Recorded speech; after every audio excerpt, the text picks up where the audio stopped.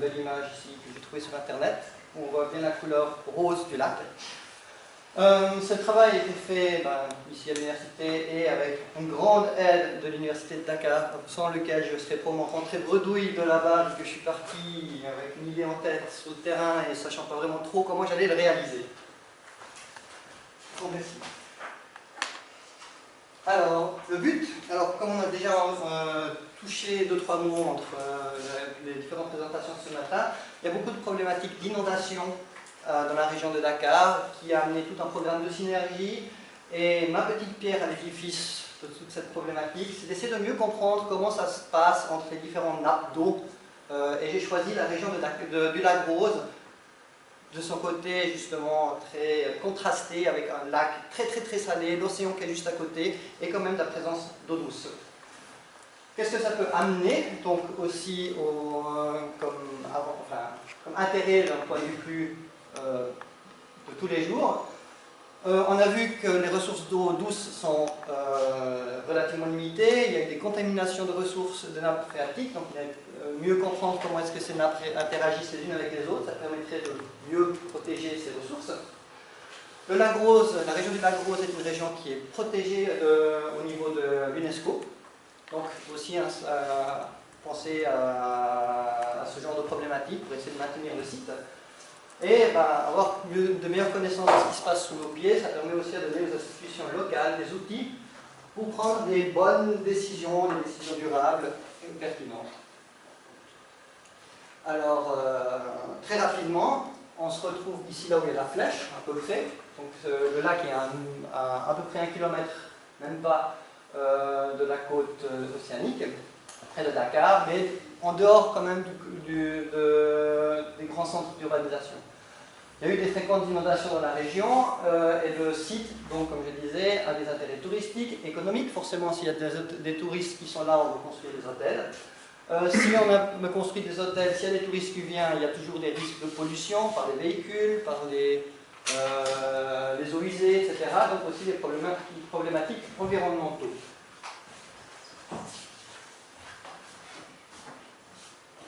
Alors, très rapidement, un petit peu au niveau de la géologie, on a vu déjà une ou deux cartes avec Jessica. Sur la partie continentale, on a des anciennes dunes qui sont datées d'à peu près 20 000 ans déjà, donc des dunes très anciennes.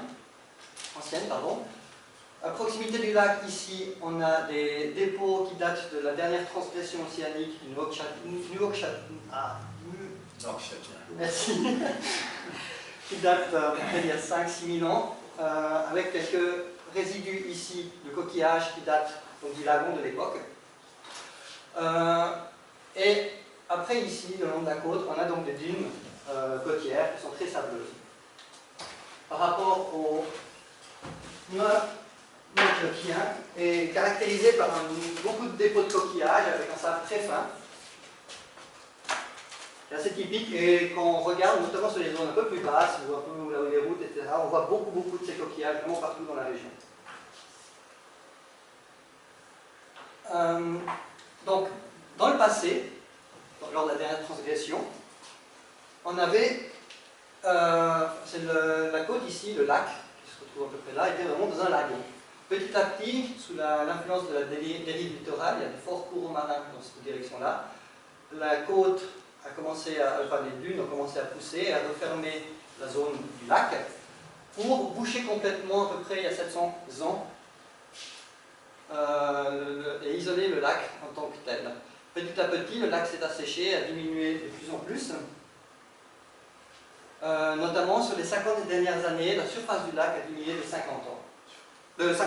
Pardon. On se pose naturellement donc la question, qu'est-ce qui va se passer? Est-ce que ça continue à s'assécher? Là, on a une photo de la côte de la région est du lac, où on voit vraiment cette croûte saline. Si on regarde d'ailleurs les endroits, on voit vraiment des cristaux de sel par terre, donc ce serait une zone un peu perdue. Lors des dernières années, on a eu beaucoup de précipitations, notamment aussi qui ont fait que le niveau de la nappe a un peu augmenté, et surtout le niveau du lac. On voit là ces parasols qui étaient plantés il y a 3-4 ans sur la plage, au bord de la Grosse, qui ont maintenant les pieds dans l'eau. Donc là, on était juste après la saison des pluies aussi. Si ce scénario se confirme, le lac risque de perdre sa couleur rose. Ça fait 40-50 ans que le lac est appelé rose, notamment avec l'arrivée du Paris-Dakar, quand ils ont vu cela. Normalement, il s'appelle le lac Redfa. Si la concentration saline diminue, d'autres bactéries vont pouvoir pousser dedans, de nouvelles faunes vont pouvoir se mettre dedans, ce qui ferait que la couleur rose risque de disparaître. Par contre, ça permettrait de réintroduire de la pêche, la culture d'huîtres, etc. et revitaliser aussi beaucoup les zones humides à proximité. Ou bien il reste à l'équilibre tel qu'il est, parce que les apports sont compensés par l'évaporation et on garderait probablement donc, la couleur rose du lac. Il y avait eu beaucoup de recherches qui s'est faites dans les années 70, lors de la sécheresse, par rapport à ce que faire sur le lac. Notamment, on a commencé à exploiter le sel. Donc, on a fait beaucoup de recherches qui ont été faites sur le sujet. Il y a quelques échantillons de sel ici, là. Il n'est pas iodé. J'ai trouvé donc à l'IRD, justement, notamment ce schéma qui vous avait fait une coupe de la région du lac rose. Était suggéré que dans les dunes, on retrouve une très très grosse lentille d'eau qui se chevaucherait une eau saumâtre qui serait influencée notamment par le lac, et puis de l'autre côté donc de l'eau douce. En discutant avec notamment Mansour Gale, qui est un doctorant de l'université au département de géologie, il mettait beaucoup en doute notamment l'épaisseur de cette lentille d'eau. Ce schéma montre une situation très statique, alors que la réalité est beaucoup plus dynamique. Donc ce qui m'a amené à m'intéresser un peu plus à quelle est la situation actuelle, est-ce que ce schéma est vraiment pertinent ou pas. J'ai donc fait 2 transects, une fois de 4 forages ici sur la partie côtière et 3 forages ici sur la partie continentale. Donc j'ai fait ça avec une équipe locale, c'est aussi là notamment que l'université de Dakar m'a été très utile pour trouver l'équipe. On a fait ces forages à la main, on a après laissé, on avait un piézomètre crépiné sur toute la longueur. On a laissé s'équilibrer la colonne d'eau pendant une semaine et après j'ai fait faire des échantillonnages à différentes profondeurs. Alors les forages étaient à des profondeurs différentes en fonction aussi du sol qu'on retrouvait. Il y avait eu souvent des petits pépins en tombant sur des cailloux, des lentilles d'argile. On a aussi fait un échantillonnage, ça c'est Mansour dont je parlais tout à l'heure, sur 48 puits dans la région, qui sont utilisés par soit des agriculteurs, soit carrément dans des villages. Et là aussi, on a pris des échantillons, qui représentent un peu un mélange de la colonne d'eau locale, et sur lesquels on a aussi fait les mêmes analyses, histoire d'avoir un peu une idée de comment ça se répartit sur toute la surface de la région. Donc ces analyses, ces échantillons, on a utilisé d'une part pour faire des analyses sur les isotopes stables de l'hydrogène et de l'oxygène, le liquitope pour obtenir le carbone inorganique dissous, et la chromatographie ionique et le cation, sur les anions et les cations. Alors je vais d'abord un peu m'étaler sur les isotopes. La première chose dont je vais discuter, c'est ici en noir, on a la ligne météo de précipitation globale, qui est à peu près celle qui est reconnue mondialement. J'ai retrouvé dans une littérature, dans un article de Colli Diouf, qui est aussi au département de géologie, de 2012, où ils ont fait récolté des échantillons à la saison des pluies 2008. Donc, ce qui m'a permis de faire une extrapolation de la droite des précipitations météoritiques locales. La ligne violette ici représente celle des forages, donc les 2 transects que j'ai montrés, et la ligne verte, c'est celle que j'obtiens en analysant celle des puits qu'on a collectés différemment. On voit que donc on a différentes pentes pour ces lignes, à savoir que l'influence de l'évaporation est beaucoup plus grande sur le deutérium, donc sur les isotopes stables d'hydrogène, que sur l'oxygène. Pourquoi? Parce que le déficit ou l'augmentation d'un neutron est beaucoup plus important chez la molécule d'hydrogène que sur la molécule d'oxygène. Ce qui fait que le fractionnement dû à l'évaporation est beaucoup plus important sur cet axe-là que sur celle-là. Ce qui explique, donc, on peut donc expliquer la différence de ces différentes pentes. Ceci étant l'eau de pluie. On a ici probablement déjà des phénomènes d'évaporation sur les forages, mais qui sont beaucoup moins que sur cette eau-là, qui sont probablement des eaux qui sont restées beaucoup plus longtemps proche de la surface, où des phénomènes jusqu'à 6 mètres d'évaporation peuvent être possibles. Je noterai quand même juste ce carré ici qui est l'océan. Normalement, standardement, il devrait être ici à 0,0, vu que c'est le standard sur lequel il est. Mais cet échantillon a été pris à 2 mètres dans l'eau sur la côte. Donc là aussi, probablement, vu qu'il y a moins de brassage, on n'est pas vraiment dans l'océan. Il y a des phénomènes d'évaporation, surtout quand on est dans un climat déjà quasi tropical. Alors, je découpe un petit peu les choses. Donc ça, c'est pour le transect que j'ai fait donc, sur la côte. Là, on a l'océan. Un premier piézomètre qui a été ici, un deuxième ici dans le milieu des dunes, et un dernier vraiment proche du lac. On voit déjà que donc, on a une pente. Le lac se retrouve à peu près à 6 mètres sous le niveau de la mer. On voit donc les différentes profondeurs des échantillonnages avec les salinités que j'ai mesurées sur le terrain. On remarque déjà ici au milieu qu'on n'a pas de salinité du tout, donc c'est vraiment de l'eau douce. Par contre ici on a différentes salinités, choses qu'on retrouve après au niveau des isotopes probablement. Ces points-là, c'est les points ici du milieu. Donc ils sont vraiment proches plutôt de celles de l'eau de pluie. On va retrouver ici les mesures qui viennent du piézomètre près de l'océan, qui vont vraiment sur la droite de mélange entre l'eau de pluie et l'océan. Donc ici on retrouve un mélange à peu près d'eau de pluie et d'eau de l'océan. Les derniers points ici, donc, qui sont pour le dernier piézomètre, qui sont là, ici au milieu et là en haut, ça se retrouve sur ce piézomètre-là. Ceux-là sont ceux de la surface, donc des eaux qui sont beaucoup plus proches que celle-là, qui indiqueraient probablement un écoulement de cette lentille d'eau en direction du lac.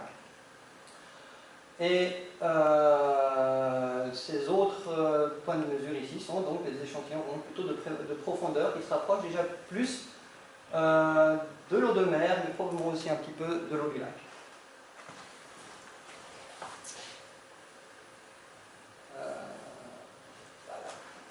Ceci est la situation de l'autre côté du lac. Donc on retrouve là, les trois piézomètres, E, F et G, avec le lac Rose ici. Ceci sont les points de mesure d'eau faits par Diouf. On retrouve donc ces échantillons ici qui sont relativement proches des eaux mesurées par l'eau de pluie. Par contre, on retrouve plutôt une dilution éventuellement avec les eaux qui viennent du lac et pas de l'océan.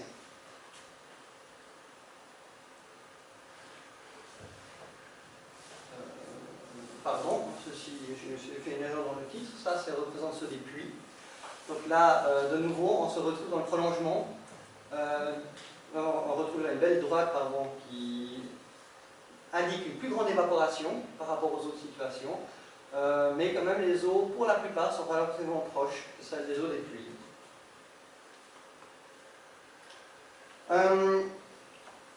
L'intérêt aussi de ce travail est de savoir quel est l'impact de cette eau si on l'utilise.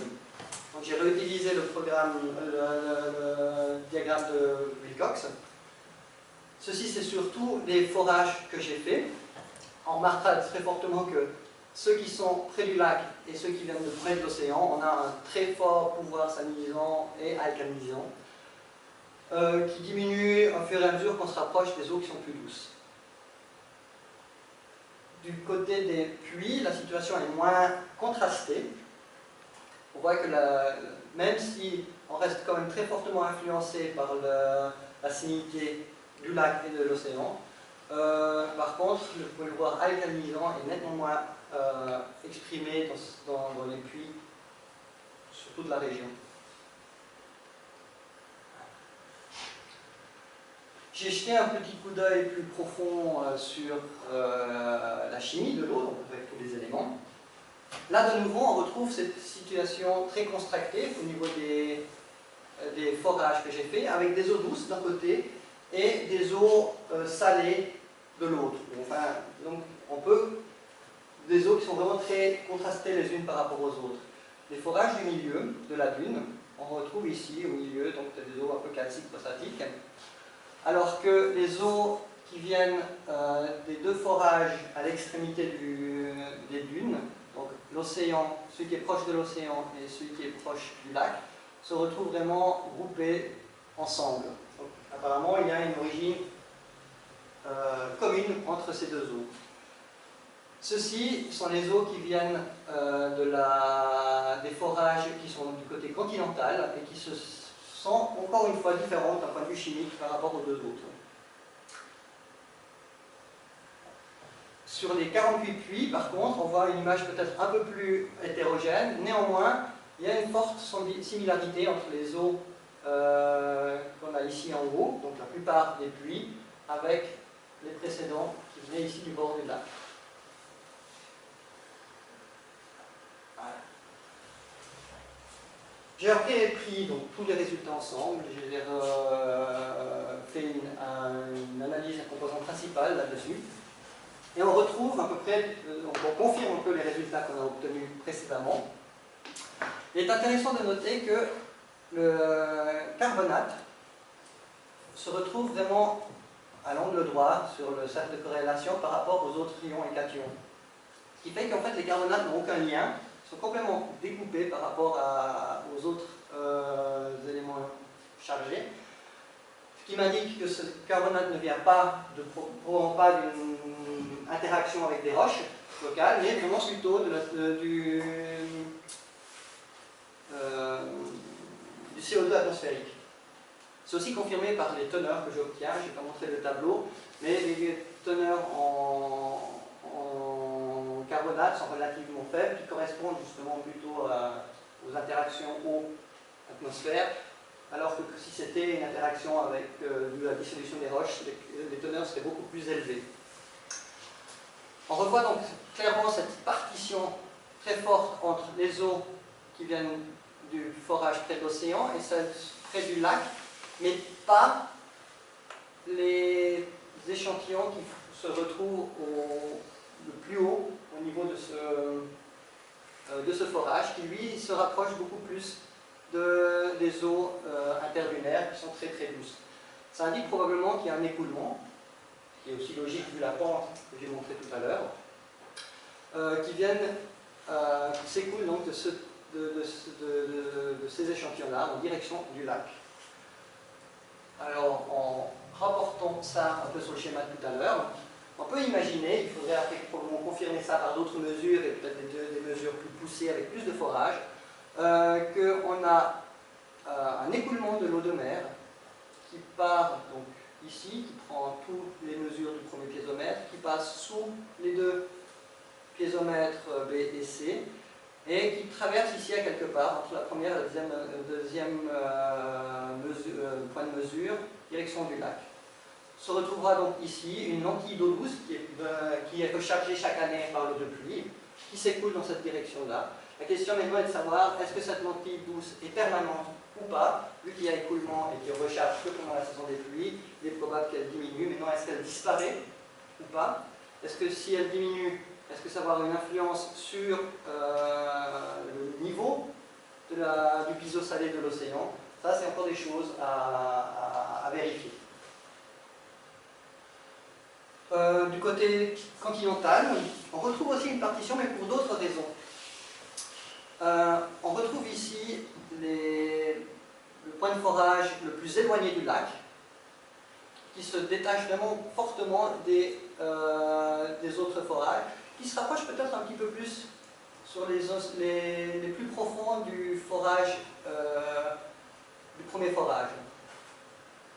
Ce qu'il faut savoir, c'est que lorsqu'on a creusé ce puits-là, on est tombé sur beaucoup d'argile, du solide, ce qui n'a pas permis de forer plus profond de 5 mètres, mais ça fait un sol qui est très compact et aussi très étanche, ce qui fait que l'eau ne peut pas forcément pénétrer facilement à l'intérieur, Et une des explications possibles est que ces eaux qui se retrouvent ici sont des eaux relativement récentes, donc de la saison des pluies de cette année ou de l'année qui précède, alors que ceux-ci sont des eaux qui sont beaucoup plus anciennes, qui ont peut-être percolé à l'intérieur et qui ont été protégées de l'évaporation. Ce qui m'amène à faire cette hypothèse-là, dans le prochain travail éventuel, c'est qu'on a ici en bas une nappe un peu plus saumâtre, avec des concentrations en sel qui tournent entre les 2 à 3 grammes par litre, qui sont protégées probablement par une couche argileuse, sur laquelle se posent après des eaux beaucoup plus douces, qui seraient rechargées par les eaux de pluie chaque année par les eaux de pluie pendant la saison. Au niveau des forages, alors l'image est beaucoup plus complexe, c'est moins facile de trouver quelque chose de faire des regroupements. Néanmoins, je me suis amusé, la carte elle n'est pas superbe, mais je me suis amusé à essayer de représenter ces différents groupes sur une carte, et je retrouve quelque chose quand même de relativement intéressant, parce que ça me rappelle un petit peu la carte géologique que je vous ai montrée tout au début. On a ici, en rouge, une zone qui est chargée par les coquillages lors du dépôt du lac au ses débuts. On retrouve ici donc plutôt quelque chose qui pourrait représenter l'espace dunaire, avec probablement une forte influence des eaux marines et salées. Tout autour, je pense qu'on retrouve l'influence plutôt de la nappe phréatique, donc des eaux que Jessica a probablement rencontrées dans ces échantillons. Après, il y a une mosaïque de différentes, ici à l'intérieur, de différentes eaux qu'il faudrait peut-être pousser un peu plus loin pour essayer de comprendre un peu d'où elles viennent. Cette image pourra certainement être encore améliorée en poussant peut-être un peu plus sur les familles. Il faut que je jette encore un œil plus profond là-dessus. En conclusion, donc, je dirais 3 choses. Dans la zone paralique, donc près de l'océan, il y a un biseau salé océanique qui s'écoule en direction du lac, sur lequel se superpose une lentille d'eau douce. La question est de savoir à quelle profondeur, je n'ai pas creusé suffisamment profondément, malheureusement, des questions techniques qui se sont posées. Mais je ne pense pas que ça va jusqu'aux 50 à 60 mètres qui a été mentionné dans l'article que j'ai trouvé à l'IRD. Sur le côté continental du lac, il y a une nappe d'eau douce qui est probablement séparée, une nappe plus saumâtre, de profondeur par une lentille argileuse. Chose qu'on se voyait aussi un petit peu ici. Et on est probablement dans la situation qu'on se retrouve là. Et au niveau des puits, on a une mosaïque beaucoup plus complexe, mais qui reflète probablement les réalités de la géologie et du sous-sol, qu'il faudrait peut-être pousser un peu plus loin.